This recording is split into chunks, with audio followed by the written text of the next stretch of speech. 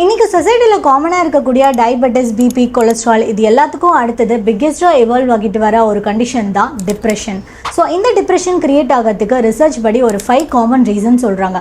அதில் first thing feeling board. ஒருத்தவங்க வீட்டில் தானே இருக்காங்க, இல்லை சும்மா தானே இருக்காங்க அப்படின்னு நம்ம எல்லாரும் நினைப்போம். பட் அதுவே அவங்களுக்கு ஓவர் டம்ப் ஆகி அவங்க ஒரு டிப்ரெஸ்டு ஸ்டேட்டில் இருக்கிறதுக்கான சான்சஸ் இருக்குது. Point number 2, distractions. ஸோ ஒரு ஸ்டாண்டர்டைஸ்டு தாட்ஸோடு அவங்க வளரலை அப்படின்னா ஒரு பர்சன் அவங்களுக்கு கொடுக்குற சஜஷன்னால அவங்க ஓவர் மேனிப்புலேட் ஆகி ஒரு டிப்ரெஸ்டு ஸ்டேட்டில் இருப்பாங்க. Point number 3, fear and anxiety. பொதுவாகவே சில பேர் ரொம்ப பயத்தோடையும் பதட்டத்தோடையும் தான் ஒரு ஒர்க்கையுமே பண்ணிகிட்டே இருப்பாங்க.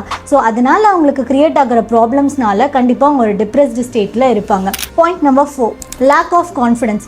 சில பேரால் எடுத்த உடனே ஓவர் கான்ஃபிடென்ட்டாவோ இல்லை அட்லீஸ்ட் மினிமல் அமௌண்ட் ஆஃப் கான்ஃபிடென்ஸோ அவங்களுக்கு இல்லாமல் இருக்கும்.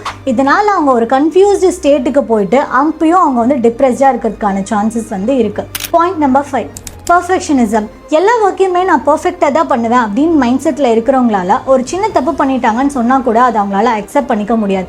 இதுவே அவங்களுக்கு நிறைய டைம் நடந்துகிட்டே இருந்தது அப்படின்னா அந்த சுச்சுவேஷன்லேயே அவங்க டிப்ரெஸ்டாக இருப்பாங்க. இந்த மாதிரி ஏதாவது ஒரு சுச்சுவேஷன்ஸில் உங்கள் ஃப்ரெண்ட் இருக்காங்க அப்படின்னு தெரிஞ்சிச்சுன்னா கண்டிப்பாக போய் அவங்களுக்கு சப்போர்ட் பண்ணுங்கள். அண்ட் நீங்கள் டிப்ரெஸ்டாக இருக்கும்போது என்னென்ன விஷயங்கள்லாம் பண்ணி அதை நீங்கள் ஓவர் கம் பண்ணீங்க அப்படின்னு கமெண்ட் பண்ணுங்கள்.